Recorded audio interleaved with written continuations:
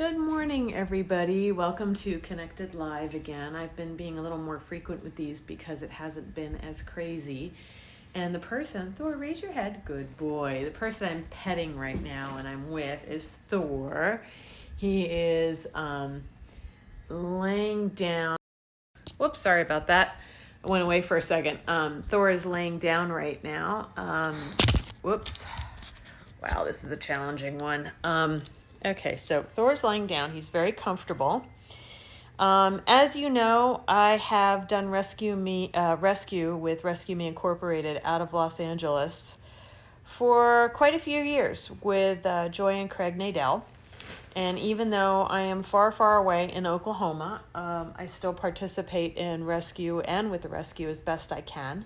Try to raise money for Rescue Me Incorporated. If you want to donate, because actually the money goes to all the animals and only the animals, please go to rescuemeincorporated.org. I believe it is. I may have that wrong. Or just Google Rescue Me, and you will find us. We're based out of Los Angeles. I'm going to point this down a bit. Thor's going to be sitting next to me. He's very happy to be sitting next to me. He has his new toy monkey. So the reason I'm doing this Connected Live today is, no, don't take, that's Baldur coming into frame. Baldur likes to steal Thor's toys because they have competitions, but nothing bad. They're all good to each other. So the reason I'm doing this today is, when you do rescue or you purchase an animal, which is why I don't like the idea of purchasing animals, you see an animal and you fall in love with them and they're soft and they're furry and they're adorable and they're cute. And you say to yourself, I'm petting Baldur because if I don't, he'll kill me.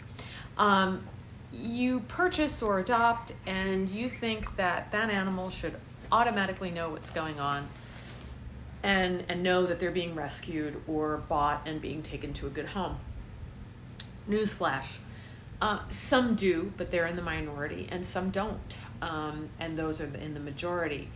Warren says all the time, Warren Eckstein and Joy, you really can't do a proper evaluation of an animal's personality, whether it's in a pet store, at a breeder, especially when they're babies, or especially in a shelter where they're in a very bad situation and they don't know what's going to happen to them and everything is very uncertain. Now you take Thor here. There's Thor, my little diva boy. I'm going to lay down with him, but you guys won't see me, but you'll hear me. So Thor, he's 2, but he's taller than Baldur, and he is going to be huge. Thor's 2 years old. Yes, he came with the name Thor, so it was very meant to be. Thor and Baldur are Viking god brothers, so they're baby boy. Yes, I know. They're meant to be brothers in this life too. So Baldur's coming into frame because he's trying to steal a toy. So you might hear some posturing, but they love each other very much. Nope, he's just resting. So with that said, Thor was returned to the shelter twice by the age of 2. And it was through my connections in rescue that we got Thor. I needed to find a good fit for Baldur, and I needed to find someone that was peaceful, but I wanted to rescue. I didn't want to go back to a breeder. I wanted to really say, okay, walk the talk, get a rescue. And I knew I could get a peaceful rescue. So as you can see, this is, I think, about second month, third month, maybe second month that Thor is with us. And he has fit in with no problems. Basically there was trust that needed to be developed and he needed to get to know us. I think sometimes Thor still is waiting for the other shoe to drop. But the point of this Connected Live is to say, don't always assume that the rescue knows that you're rescuing them.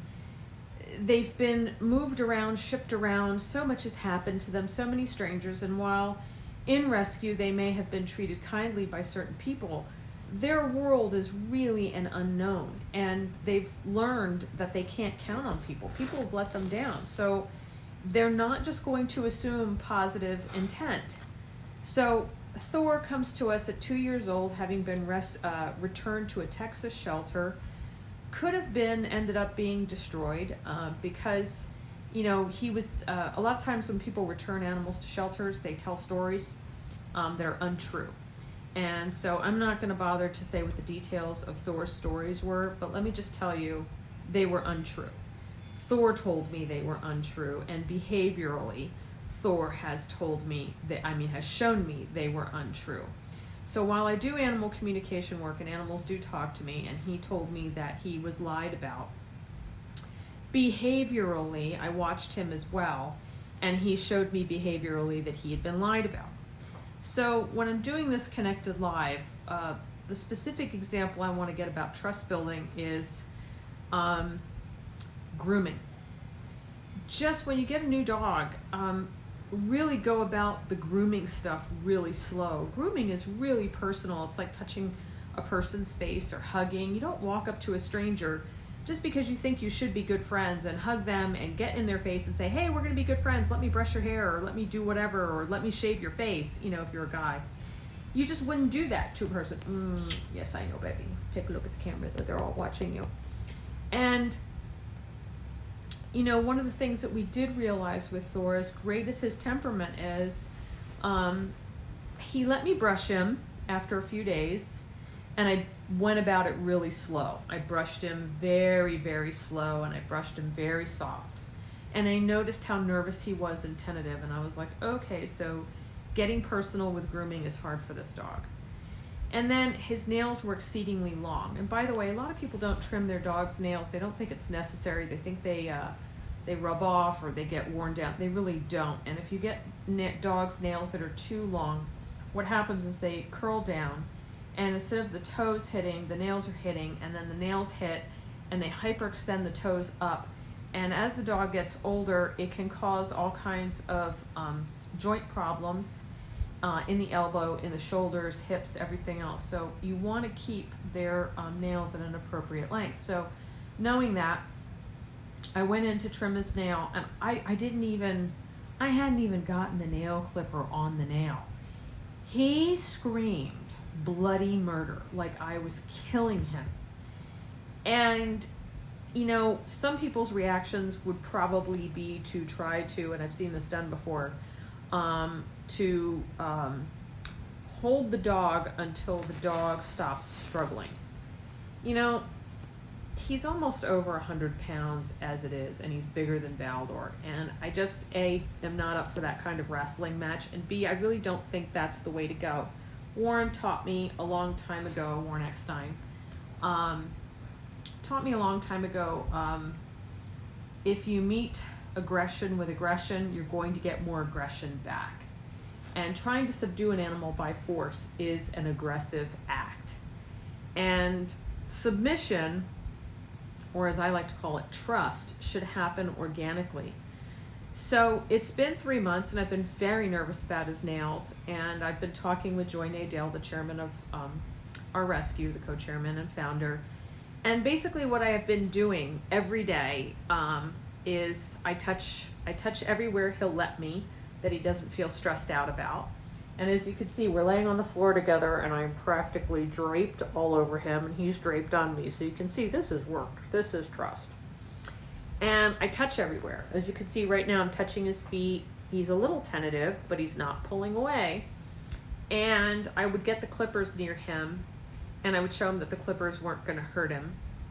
And then I have clipped Baldor's nails in front of Thor, so Thor could see what I'm doing, clipping Baldor's nails. So he could see that Baldor's not screaming, he's not being bled.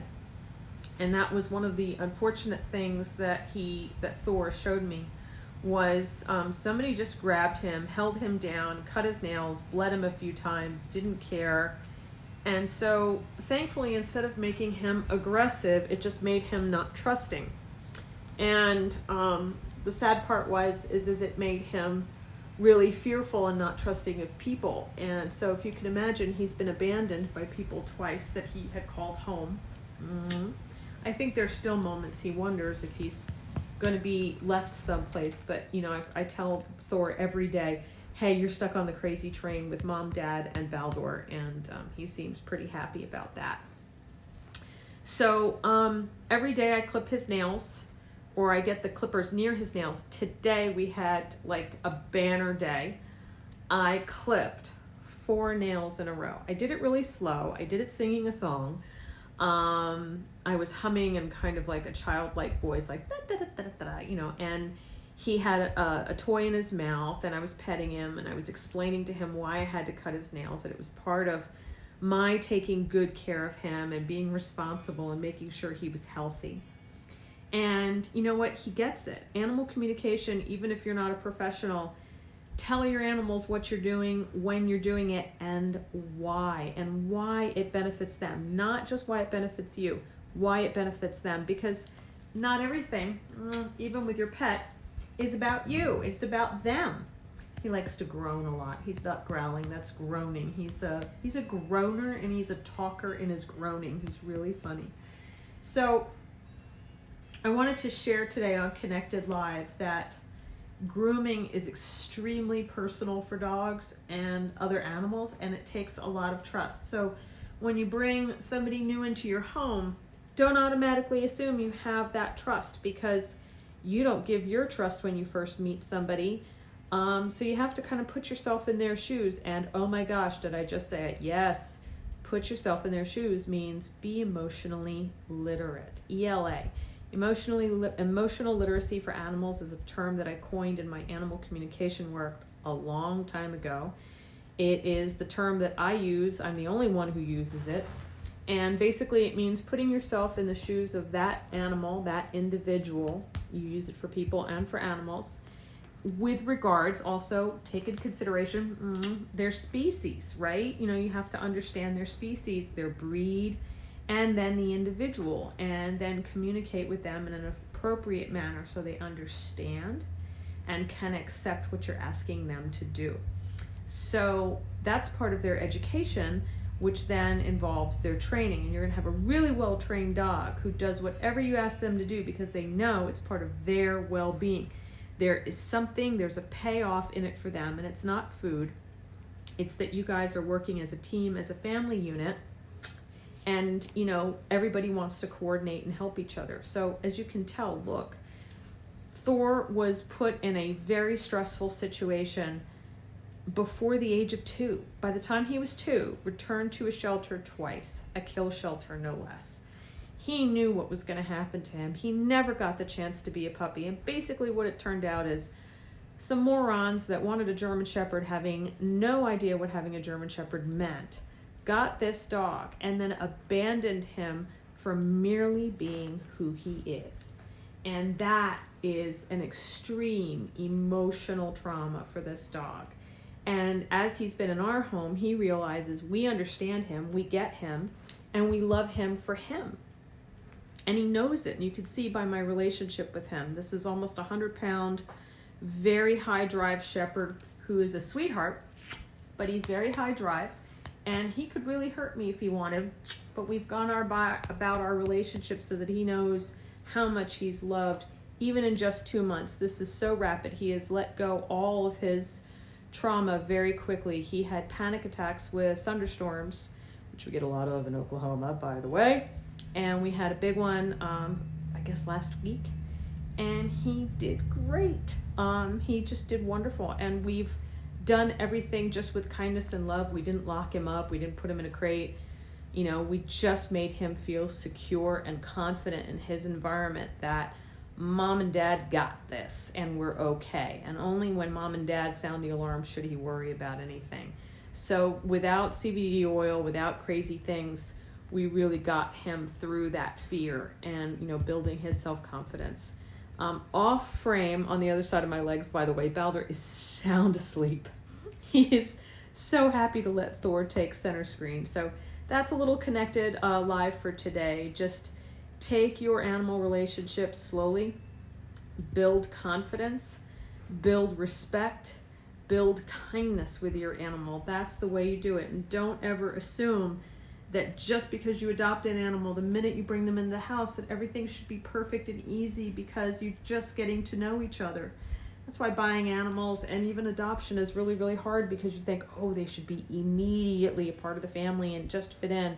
No, there's going to be little idiosyncrasies that need to be taken care of. So emotional literacy for animals, animal communication. If you need more help than what I've explained in this live video today, give me a call at healertv.com. So from Baldur, me, and Thor, we hope that this helps people help their animals adjust to their new environment when they come in. If not, find me at healertv.com and make an appointment. Talk soon. Bye-bye.